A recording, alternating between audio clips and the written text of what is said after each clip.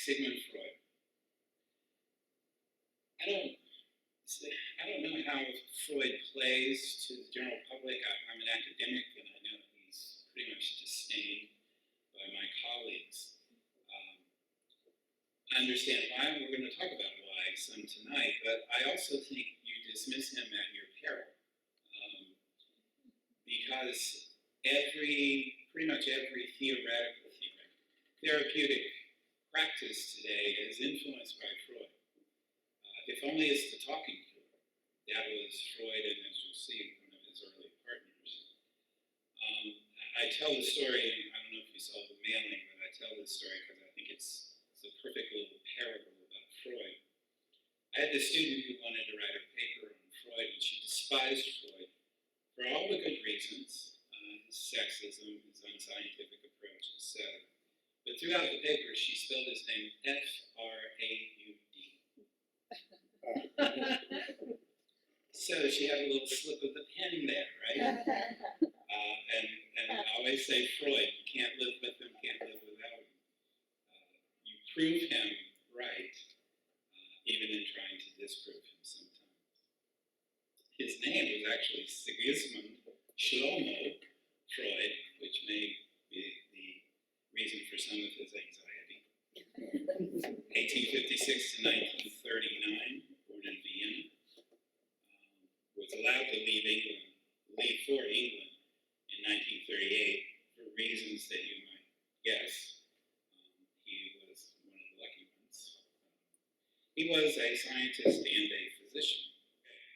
So he began his work with studies in hysteria. Freud is still known for this first treating of, this is the late 19th century, early 20th century. These were women who were just crazy, as they would say.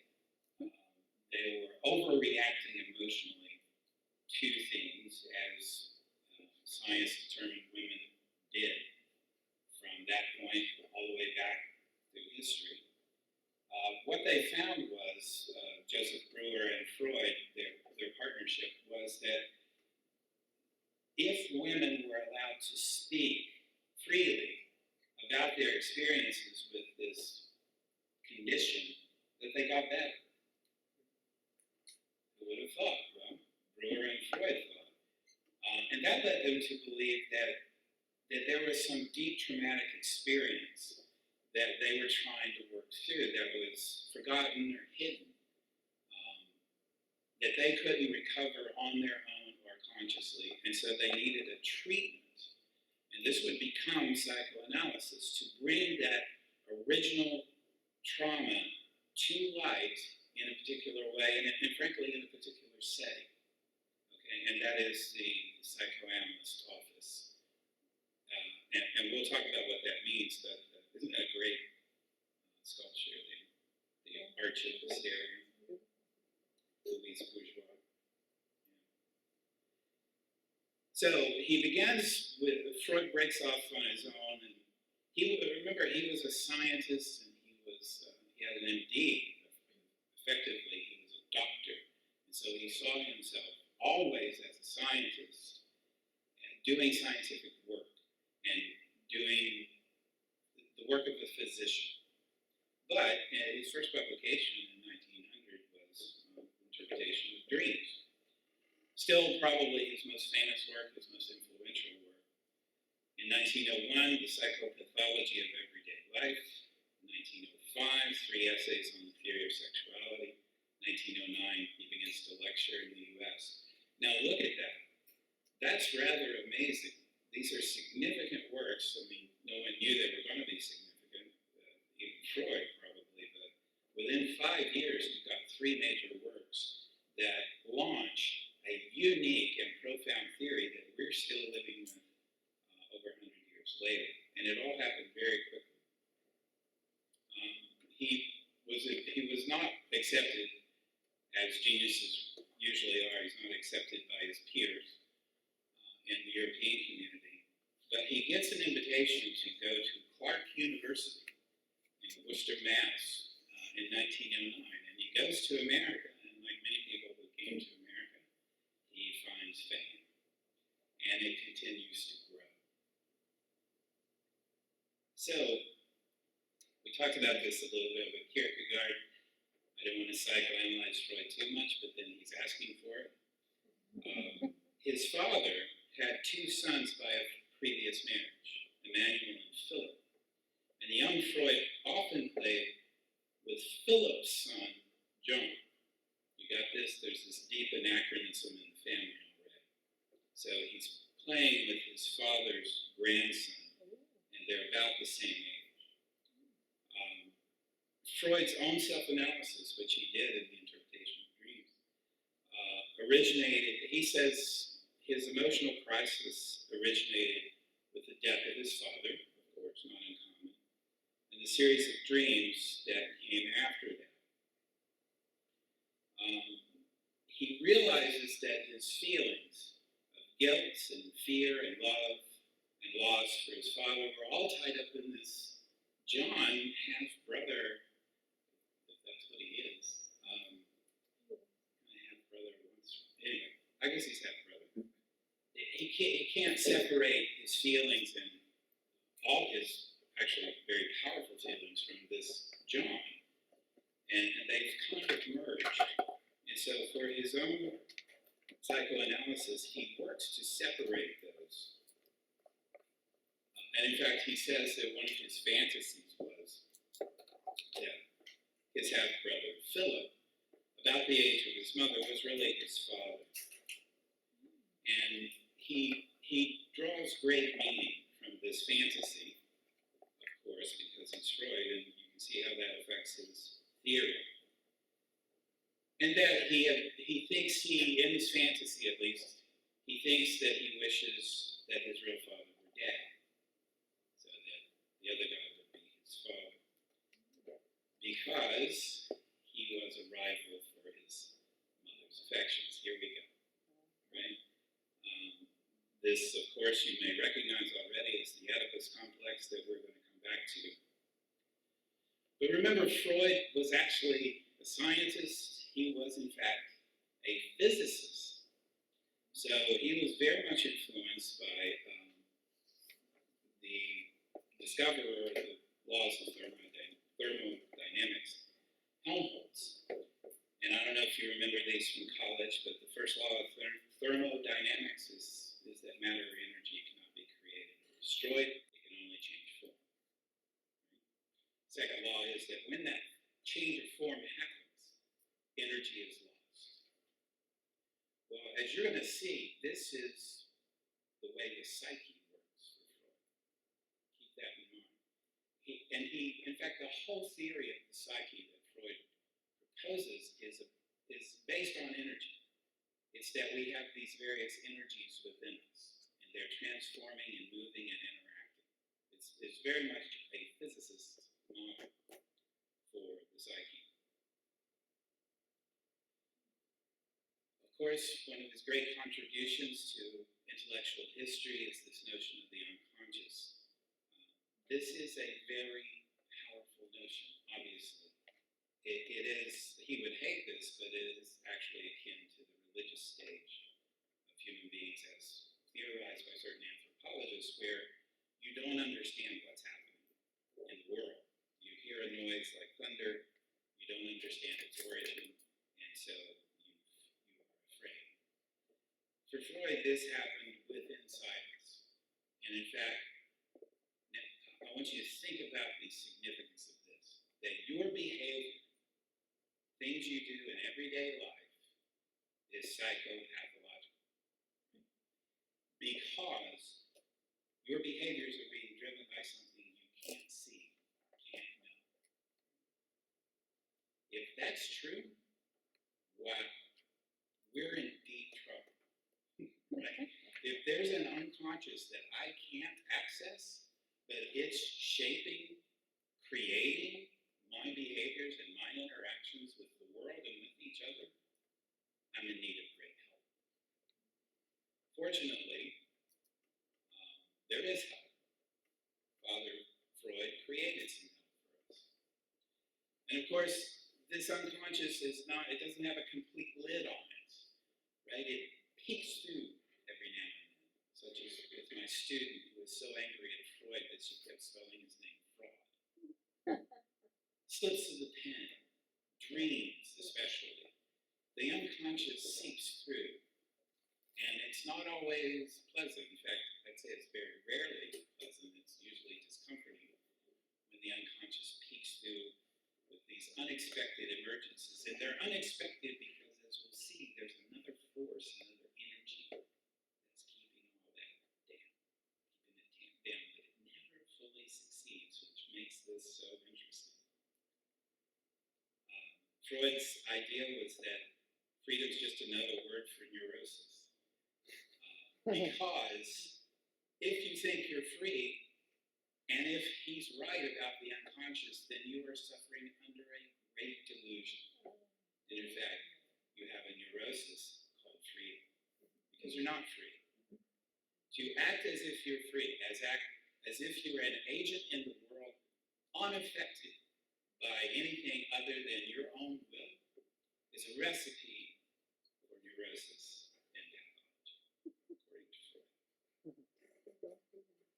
But as I said, he offers us a way out, and it is psychoanalysis, which is to take the unconscious and bring it to light, bring it to consciousness, but you must be very, very careful with this, because there's monster in you, living there in the unconscious, called the id. I'm going to get to that in a minute. If you've ever studied Freud, you'll probably remember the iceberg diagram. And so his theory of the psyche is that what we see is just the tip of the iceberg. There's all this underneath.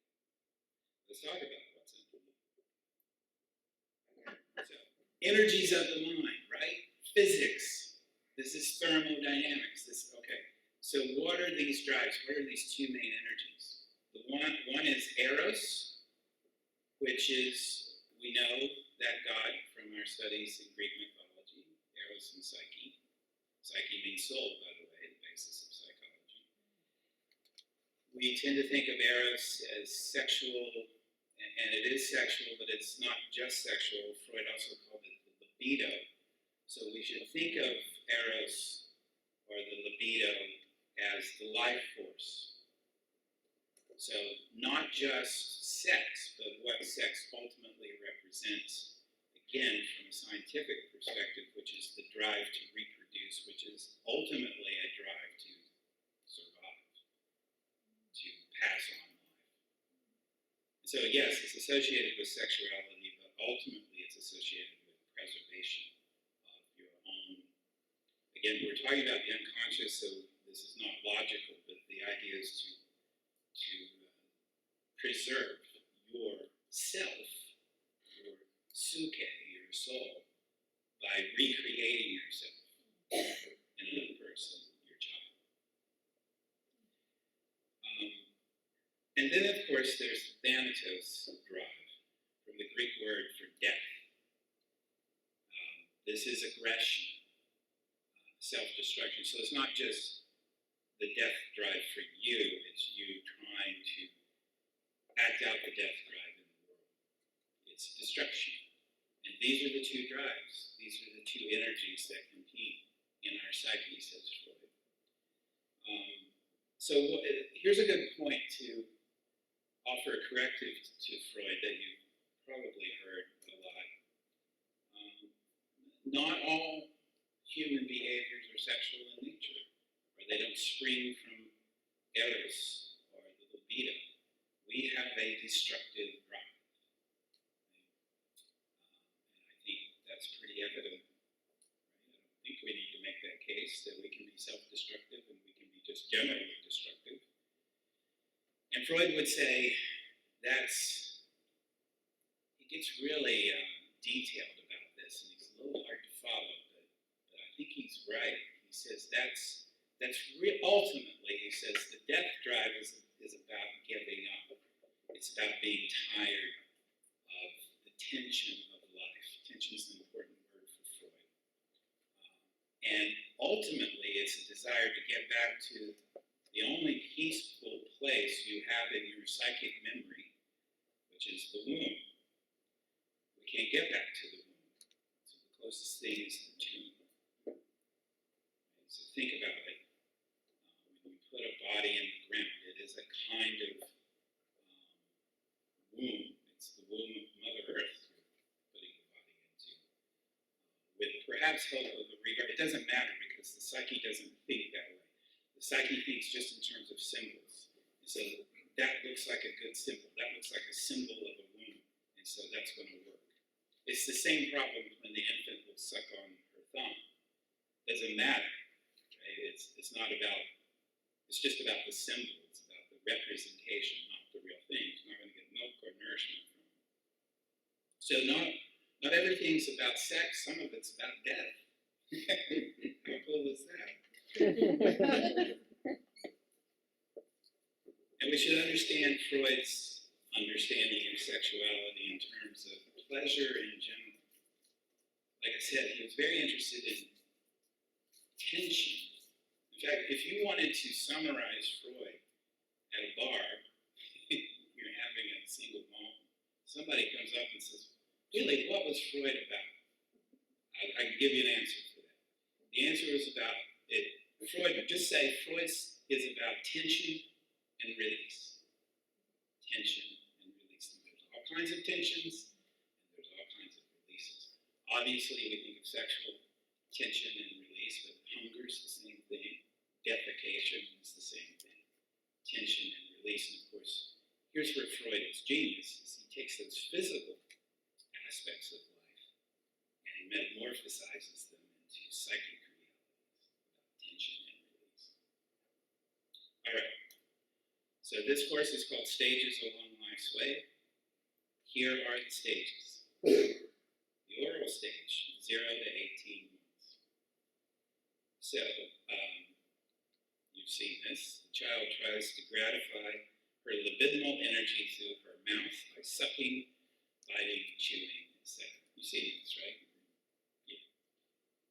According to Freud, if a person is dissatisfied at this stage, as we'll see, psychic well-being or illness for Freud is how well you manage conflicts, starting as an infant.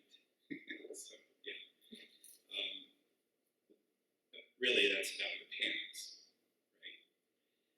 So if an infant is dissatisfied at this stage, then she's characterized by pessimism, suspicion, sarcasm, Charlie, I'm just saying, and grows into an adult who reduces tension through chewing gum or the ends of a pen or pencil. Such a person is said to have an oral receptive personality. On the other hand, an overindulged person, remember, this is really about your parents and they're to blame. An overindulged person in the oral stage is aggressive, optimistic, gullible, hostile, all these things because you've overstimulated the child, and so there's just like this violence, right? A normal person, we're in dangerous territory there, is characterized by indulging in smoking, kissing, eating, oral pleasures, etc. So, as with everything with Freud, there's a kind of Aristotelian golden mean here. But you'll see what I'm talking about. The anal stage, 18 months to 3.5 years. A fixation may occur during this stage by the child's parents if they're too strict about this toilet training stage. The child may react to that strictness by becoming an anal retentive personality. I'm sure you don't know any of those. Stinginess, excessive tidiness, perfectionism, and stubbornness. The other is the anal expulsive personality, lack of self-control, carelessness, and messy behavior. This is where a lot of people lose Freud. The phallic stage, 3.5 years to 6 years. How parents react to the behavior of their children during this stage, when the child is playing with his or her genitals, when they show, we were reading from the Genesis myth, we would say they were naked and not ashamed. Right? And I think that is the Genesis, but we can get to that another time. This is where the Oedipus complex occurs. The genital state, the phallic state, sorry, where sexuality is not, according to Freud, it's sexuality, where the child recognizes sexual differences between his parents and the role and sexual roles, we would say gender roles. 3.5 to 6 years, the child notices this. Okay. Now, we can get into this later. I don't want to spend too much time on this, but what about little girls and the Oedipus complex? Remember, the Oedipus complex for Freud is centered on men, like everything in Freud, and every major thinker in Freud, where the child sees the father. I'm going to get to this in a minute, but I wanted you to understand the state. Sees the father as competition for the love of the mother, sexual love of the mother, and so wants to kill the father and be joined with the mother. What about little girls? Freud said they didn't really have that. There was a lack in little girls. Jung would come along and say, you know what, no, there is something like this. Carl Jung, Freud's most famous student, whom we're talking about next week, said that there's an electric complex where the little girl has feelings for her father, and is jealous of her mother. In fact, this is what caused Freud and Jung to fall out. Jung was his favorite, most beloved student, and they couldn't reconcile over the Oedipus complex because Freud wouldn't allow for a feminine version of it. And of course, Jung thought that Freud, that there was something other than sexuality driving our development. There's the latency stage, 6 years to puberty, where Freud said children express no sexual feelings. They suppress, or he would say, depending on the activity, sublimate their energy into school, athletics, hobbies, social relationships, friendships, etc. If you fixate here, if you stop here, if you don't resolve these issues at the latency stage, you will be sexually unfulfilled later in life. The genital stage is puberty to adulthood, really until death. Children reach sexual maturity, and then they start to experiment with sexuality. If children with more resolved psychosexual development at this stage can develop normal relationships with the opposite sex for Freud, whereas fixation at this stage results, if you can't get through this stage and the issues of this stage, you will become frigid and impotent and unsatisfactory social relationships. I can't be sure of this, but I believe this is where Freud says homosexuality emerges. I may be wrong about that, but I believe that's what he said. So, stages along life's way for Freud is all about conflict and resolution. It's about tension and release. And there are particular tensions and particular ways to release those tensions in each stage. Okay, on its surface, that's kind of right, isn't it? I mean, it's possibly too generic to put it that way, and Freud actually got into very great detail and into very great trouble by going into such detail. But that's it. That's how we develop. Everything is centered in the body, and in particular, sexuality, or at least erogenous zones like the oral, like the mouth, the anus, etc. Okay. More about the Oedipus complex. Here is where Freud is genius, I think. He's a scientist. He even is a physicist. Considers himself such. He is a medical doctor. And yet, he tells the story of the Greek play to make it our story. See, he doesn't go into data points physiology or anatomy, he tells a myth. And that's how he wins, is he tells a story that, maybe we think that's a weird story, that's not my story, but at least it's a story and you have to deal with it. The desire for the mother. Well, we see this in mythology. We see this attempt to reconnect with the feminine. And we talk about that a lot in here, about our loss of connection to the feminine. It's in The Hero's Journey by Campbell, where the hero cannot become a hero without rediscovering his feminine element, aspect. He must marry the goddess. You know what else he must do?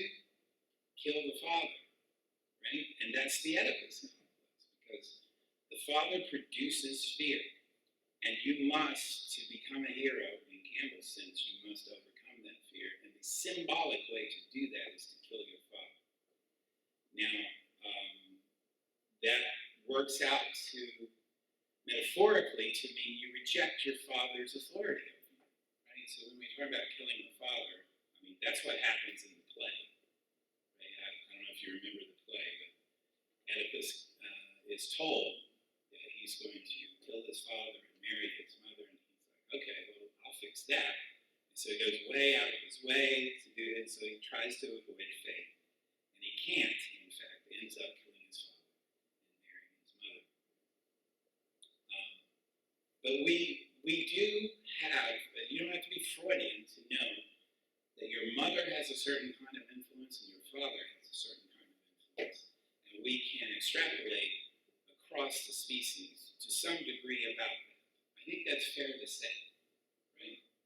And so therefore, becoming an adult, becoming who we are, to invoke our title of this series, involves dealing with that in some way. Of not replicating your father or your mother, but becoming, as Jung will say next week, individuated from them, to becoming your own person, while also not rejecting them. So, it's very tricky stuff. Now, here's where a lot of people lose Freud too, is the notion of castration anxiety. Again, we're really not talking about the penis here. We're talking about the phallus. We're talking about the symbolism of the penis, what it means. In Freudian terms, what it means is power. The power of the father. And so the child has castration anxiety. The child sees the father, sees his power over his mother and over the child, and recognizes that in phallic terms. And thus fears that he, the male child, will lose that power because his father is powerful. And he, as a male, he knows he has that power potential, and that the father can take that away. Little girls, Freud said, have penis envy. They have a lack. They have nothing. I'm quoting. They have nothing between their legs, and they envy their brothers, fathers, other men or boys because they have something. And so there's penis envy. Now, I must not stop there, and I should let you know that feminist psychologists have developed a counter to this that is pretty interesting and compelling. And they, Freud and theorists like him actually have womb envy because they cannot reproduce life. We've actually talked about that a lot here. I don't know if you're watching The Handmaid's Tale. We're living it. You're what? Living it? Fair enough. The novel's brilliant, and there's a scene in the novel where Offred she's forbidden to write, but she finds a way. Well, I don't want to spoil anything for her. She's forbidden to write, but she does receive some writing, and it's from one of her predecessors. And of course, the novel itself is her telling of the story after. I don't want to get into it too much, but there's a line that she says, where she says, she's just kind of free associating, if I may. And she says, penis envy, and then she rewrites it as pen is envy, to be able to write. And we've talked about this a lot. The writing culture is a masculine patriarchal culture. The pen is the power of the patriarchy. We can save that for the discussion after, but I just want to put that out there. This is probably the most critiqued notion of Freud, and I think for good reason. All right, so this is what I find really interesting, is the structure of the psyche. So the id, ego, and the superego. This rings true to me. I mean, we don't have to call it that, we don't have to become a Freudian, but there's a monster in me. A thing, an aspect of my psyche that is pure pleasure. It concerns itself only with the releasing of tension, which can be in the form of gaining pleasure or reducing or eliminating pain. That's the monster, the id. In fact, there's a great sci-fi film called Monsters of the Id. The id operates according to the pleasure principle. Period. I want pleasure.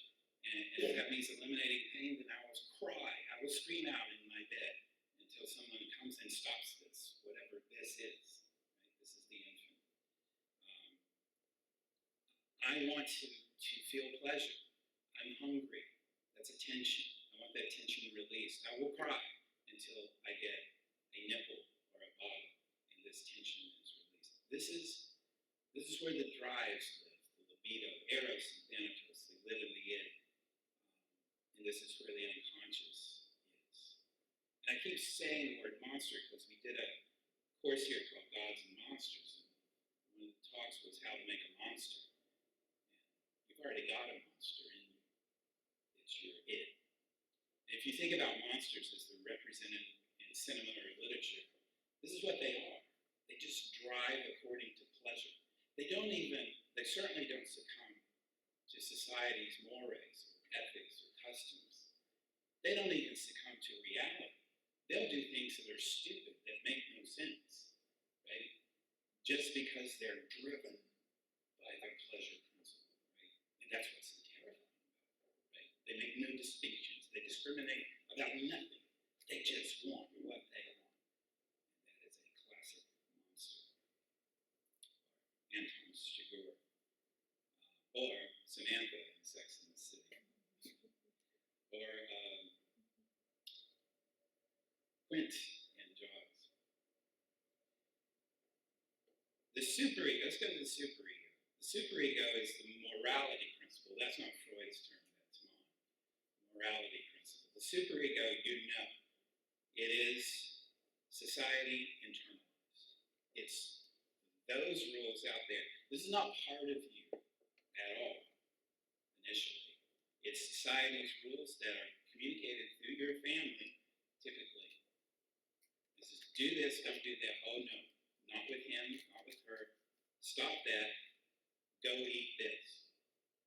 That becomes internalized. Well, that's not part of your psyche originally. That comes from culture. But you internalize it. Oh boy, do you internalize it, right? It's that voice in your head, the superego, that says, yeah, you should really do that. It's that voice in your head that says, yeah, let that person in on the freeway. It's the right thing to do. Whereas the id would be like, no, this is my space. I want to go there, and you're in my way. When the superego and the id get together, it's bad news. Because there can be this vicious cycle where the superego says you're bad, and the id says yes. And then it's time to see a psychoanalyst. The superego, of course, in Jaws is Hooper. It's like, hey, you shouldn't do it this way. You shouldn't be hunting those sharks. Look, we can do it this way.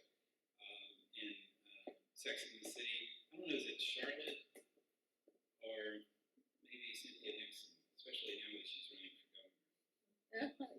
Certainly the superego. And then the sheriff in No Country for Old Men. We can do this all night. The ego is really interesting. The ego, actually, we have I think Freud probably relied upon Plato for this. Plato actually had a tripartite nature of the soul too. The body and its appetites, the soul, the mind and its desire for the forms, and then you had the soul, which was kind of the two horses. He called them the white horse and the black horse. And the soul was the charioteer. It's like, oh God, we want to go this way. Same thing with the ego in Freud's tripartite nature of psyche. The ego operates according to the reality principle. So the infant is hungry. It sees this and it says, that looks like a nipple, cool. And it sucks on the nipple. And the ego comes in and says, that's really not what you want. You want a nipple, you want a real nipple. That just looks like a nipple. And that will get you the nourishment you're seeking. So the ego is the central control. It's the operating system where it should be if you're going to be healthy. I think this rings true for me. We can argue with it, but it's one way to imagine our inner lives. But I think it's pretty compelling. Now, what happens when things go wrong? What happens with neuroses? Well, these are defense mechanisms, right? So the eruption of the unconscious into the conscious must be defended against. We cannot let that happen. So Freud came up with these notions of defense mechanisms. You probably use that phrase. Again, indicating a continuing influence of Freud. Our favorite defense mechanism is repression. Something from the unconscious emerges and we push it down. No, I'm not going to think about that or deal with that. I'm attracted to this person at work, but no, I'm not going to do that. I really want to, to go on a trip, but I can't afford it. I'm going to push that down. That's a bad example. It's pleasure. It's the pleasure principle. It's the id coming up in the unconscious, and the ego saying, no, or super ego sometimes saying, no, you don't want to do that, so you push it down. Well, the energy of the unconscious, of the id, is like a beach ball in a pool. You can push it down, but it's coming back up somewhere. Always. And so, defense mechanisms are not in themselves bad. If you get angry at someone on the freeway and you want to kill them, you need to operate a defense mechanism there, because you shouldn't do that. Where it gets bad is where there's no outlet for it. And so, for example, if you keep it under wraps, if you keep your anger under wraps, it's going to appear in unlikely places. So you're angry at this person on the freeway, and you don't deal with it, you don't recognize your anger, you don't bring it into consciousness and let the ego deal with it, and you go home and you scream at your girlfriend. That's a pretty compelling case for our behaviors, right? Because something over there upset us, but something over here is where we act it out in our behaviors. The ego seeks to avoid internal conflict and pain, and to reconcile reality with these demands emerging from the unconscious, and that's a very hard task. And so we do need to use some defense mechanisms, but we must not forget Freud's famous phrase: "You will experience the return of the repressed." It's like the return of the Jedi. It's not insignificant. That's why for Freud, dreams are so important. They're safe messages from the unconscious, because you're just dreaming. You're not going to act out your dream, right? So you can process that in a safe way, not hurt anybody. Slips of the tongue, other things like that, are key parts of the treatment of psychoanalysis, which I'm going to talk about next. Sublimation. Freud was famous for saying that Leonardo da Vinci had the Oedipus complex for his mother, and so he produced these great paintings. Right? So he had this feeling coming from the unconscious, in fact, coming from the Oedipus sublimated it. That's where you repress it, but you allow it a channel out that is creative and productive. And often, in fact, more often than not, sublimation occurs in the greater society as a whole, because then you get super ego validation, as Da Vinci did. Right? He's a great artist. Oh, he's a genius. Right? That's a way to deal with it. Is it authentic and whole? No, but nothing is for Freud. You're just trying to move these energies around and keep from hurting yourself or somebody else. So if you produce great art as a result of some defense mechanism, cool, that's fine. Fixation, where you can't let things go, I don't think I even need to explain that. Regression, where you go back to a previous stage of your development because you haven't resolved things, or you haven't resolved things in the previous stage. So what is psychoanalysis? Well, it goes back to that very first publication or study Freud did about the talking cure, how if hysterics came in and we just let them talk, they got better. Why? Well, because of where it was happening and how it was happening. Right? So it was not out in the street where women were screaming and recounting their feelings in this very volatile and emotionally charged way. It wasn't happening out in the street. It was happening in an analyst's office. And in fact, the analyst had you lie on the couch, right? So you could be relaxed. In fact, the analyst was always out of your line of sight, right? So that you're not transferring anything, first of all, or you have less chance of transferring things. So that your unconscious can emerge, these feelings, these issues, these energies of your unconscious can emerge in a safe, relatively safe space. Okay? And that's how psychoanalysis works, if it works. You subtract the superego, right? So there's no judgment. Right? There can't be judgment. Or your ego and your superego are going to kick in and shut it down. There can't be judgment. It has to be a free space. You must freely give, but you must do so in a way that is controlled by the ego. And the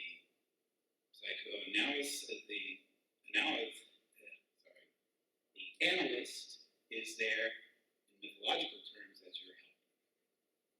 Say, okay, now what about this? And did that make you feel this? And so you're not alone because you shouldn't be alone because you can't handle this. At the same time, the analyst must not intrude on your experience. It's a very delicate process, and in fact, if you've ever been to it, it's a very expensive process. And it's a very long process. I think Woody Allen's been in analysis all his life, and we see how well that's working. Sorry, that's cheap. Free association, where the analyst simply asks you to just say some things, however they come to mind, right? What's happening there? He's trying to get past the ego defenses to the unconscious, to the id. And then what you get from that talking cure, from that talking process, and from bringing that all out, well, it's not all, but bringing some of these things out, these unresolved conflicts that you're unaware of, that you're carrying around but are unaware of. What you get is catharsis, release, tension, release. The critiques of Freud are based on the science of psychoanalysis. Remember, he always was talking, imagining being a scientist, a physicist even, a medical doctor. But the Oedipus complex is not a scientific theory. Far from it. It's a myth. It's a story. But Freud would never acknowledge that. And if you study the philosophy of science at all, you'll know a man named Karl Popper who said, well, okay, but you can call something science, but if it's not falsifiable, then it's not scientific. There are plenty of other things that you can do. You can tell stories, you can create art, you can imagine things, but that's not science unless it's falsifiable. Please show me how the Oedipus complex is falsifiable. You cannot make it false. You cannot test it until it's proven false, and therefore it cannot be true as a scientific theory. The coherency psychoanalysis. What's attractive about the theory, I think even today, is that it seems to offer us really solution, a panacea to our problems. It's not an easy one, but at least we can explain, or at least there's a possibility of somebody finding out why we do the things we do. There's a rationality. I don't even want to say rationality. There's a causality to it. Oh, in this stage, you didn't resolve this oral conflict. It's almost too easy. In fact, it probably is too easy. Again, if you're going to make this a scientific theory, then that's not going to work. If you're going to make it a story, then that's a different matter. The essential nature of psychoanalysis. I did not know this till I did this research. Let me just read you this from one of my sources. At a less theoretical but no less critical level, it's been alleged that Freud did make a genuine discovery which he was initially prepared to reveal to the world. However, the response he encountered was so ferociously hostile that he masked his findings and offered his theory of the unconscious in its place. This is from a writer named James Song, The Assault on Truth. What he discovered, it has been suggested, was the extreme prevalence of child sexual abuse, particularly of young girls, especially in the 19th century in Vienna. He did, in fact, offer an early seduction theory of the neuroses, which met with fierce animosity, and which he quickly withdrew and replaced with his theory of the unconscious. So, how interesting and troubling is that? That what he had stumbled upon was simply an epidemic of child sexual abuse. And instead of saying, there's an epidemic of child sexual abuse among us, he masked it in the theory of the unconscious. Well, the other thing is the efficacy of psychoanalysis. If you've been through psychoanalysis, as I said, it's long, it's expensive, and the results are debatable at best. On the other hand, if you've been to therapy or counseling, as I have, as I'm sure many of you have, I think the value of the talking cure is still there. Now, it's not automatic, it's not formulaic, but to be able to tell your story and to have someone tell it back to you, quite simply, is very powerful. That's when therapy has worked for me.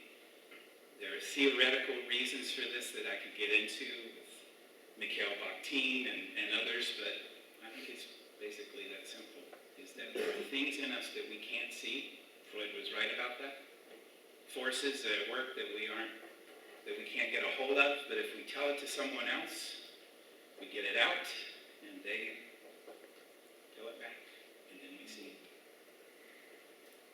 We can talk about Freud and religion if you want. Freud and culture. Not a fan of religion. Not a fan of culture, by the way. Both are basically missing father figures. Could you talk about the oceanic feeling really quickly? Sure. It's that notion of that we probably have in childhood and infancy even, that is really the best description of it is from the Genesis myth. It's being in the garden. This sense of being so integrated into the world that even though you know you're an individual, you are so connected to the world, you're like the ocean, you're a drop in the ocean. And that feeling is, I would say that's a religious experience.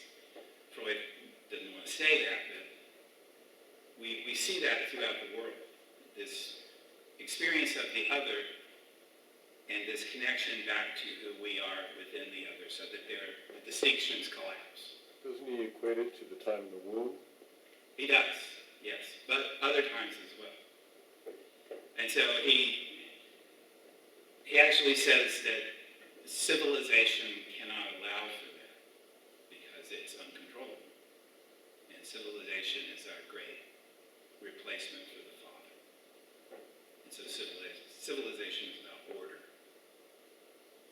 And that is by definition unordered. It's an oceanic field. You can't order the ocean. All right, I want to let you get in here. For me, the genius of Freud is that he was a scientist who was a storyteller, but he repressed, if I may, the fact he was a storyteller. He kept trying to be a scientist.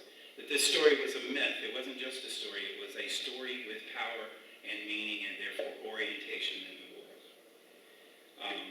And the story provides a sense of survival. You can test scientific theories. There's a clear method for doing that. But the way you test a myth is by living it. And they all work, but none of them work forever.